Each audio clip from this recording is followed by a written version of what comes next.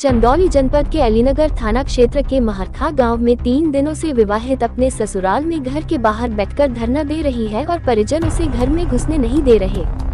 विवाहिता के रहते हुए पति ने दूसरी शादी कर लिया है और उसके सास ससुर दूसरी पत्नी का सहयोग कर रहे हैं और हमको घर में घुसने पर मारने पीटने की धमकी दे रहे हैं। आपको बता दें कि चंदौली जनपद के बलुआ थाना क्षेत्र के महरखा गांव में परशुराम के पुत्र रतन चंद्र प्रकाश की पहली पत्नी प्रिया देवी ससुराल के चौखट के बाहर 3 दिनों से कड़ाके की ठंड में घर में जाने के लिए गुहार रही है, लेकिन सास ससुर एवं पति का कलेजा नहीं पिघल रहा है और उसे बाहर ही छोड़ दिया है। पीड़िता का आरोप है कि उसकी शादी सन 2004 में चंद्र प्रकाश के साथ हुई थी और मेरे माता पिता ने उचित दहेज दिया था, लेकिन दहेज की और मांग को लेकर मुझे बार बार प्रताड़ित किया जाने लगा और मुझे तलाक लेने के लिए न्यायालय में प्रार्थना पत्र भी डाल दिया गया। तलाक की प्रार्थना पत्र को भी जज साहब निरस्त कर दिया है और हमारे पक्ष में फैसला दिया है। उसके बाद भी ससुराल वाले हमको घर में जगह नहीं दे रहे हैं। यहाँ तक कि जो दूसरी पत्नी आई है वह भी मारने के लिए दौड़ रही है और सास ससुर उसे प्रताड़ित करने के लिए प्रेषित कर रहे हैं। मैं शासन प्रशासन से गुहार लगा रही हूं कि मेरे साथ न्याय किया जाए और मुझे भी घर में रहने का अधिकार दिया जाए।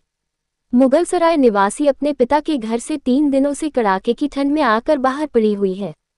हालांकि इस संबंध में अलीनगर थाना अध्यक्ष विनोद मिश्रा ने बताया कि जानकारी नहीं मिली है और अभी आपके माध्यम से जानकारी मिल रही है। तत्काल पीड़िता से संपर्क कर उसकी मदद की जाएगी।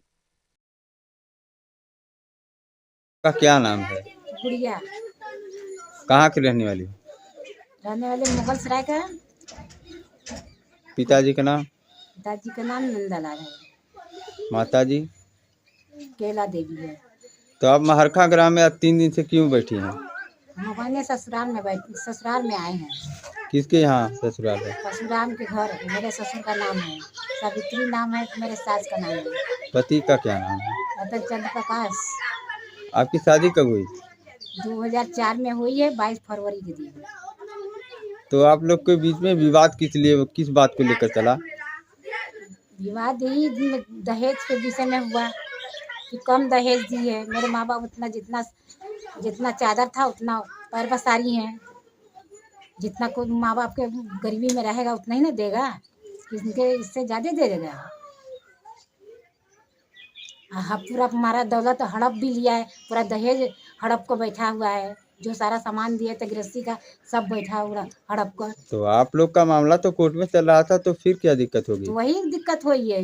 कागज मांग रहा है कि ये कागज भी लिया के दे रहे हैं ना, तो कह रहा है कि फर्जी में मत ला देना। तो मंगवा भी रहा है, कह रहा है कि फर्जी मिला भी मत देना। तो कागज लाए कैसे? तो कोर्ट पे चलो सीधे, हमारा कोर्ट ही फर आएगा, दूसरा नहीं फरी आएगा। इससे हम इतना लड़ कर देख चुके हैं। तो आपके रहते हुए भी दूसर की शादी कर लिए रतन प्रसाद ने? हाँ, 2 बाल बच्चे पैदा कर दिए, एक लड़की और लड़का। आकर उसकी बीवी आए उसके दरवाजे पर, तो गाली गंदा गाली दे रही है, मारने के लिए झोटा कबार कर कह रही है। ये कोई दूसरी बीवी का, पहली बीवी के रहते हुए जो कि दूसरी बीवी को लहका रहा था लड़ने के लिए। उसके सास ससुर मेरे आदमी का माँ बाप लहका रहे हैं उसे लड़ने के लिए। दरवाजा बंद कर दी। हम बहू गई, पहली वाली बहू गई, छोटी बहू। तो उनके माँ बाप से क्या लेना? आपको अपने पति से ना लेना देना है? तो लेना देना है तो माँ बाप क्यों दरवाजा क्यों बंद किए? जमीन नहीं बंद करते तो हम नहीं लेना देना करते। हमारा आदमी बंद करता था, मेरा आदमी को बंद करना चाहिए ना, तो हम उससे खुलवाते। तो आप कब तक यहाँ रहेंगी? रहेंगे जब तक दरवाजा ये नहीं खोल लेती, तब तक से हमसे बातें नहीं कर लेंगी, तब तक से।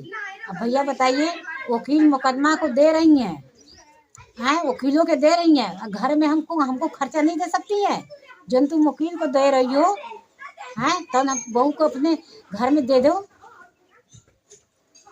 मुकदमा करने के लिए औकात है, अब बहू को खर्च चलाने के लिए औकात नहीं है।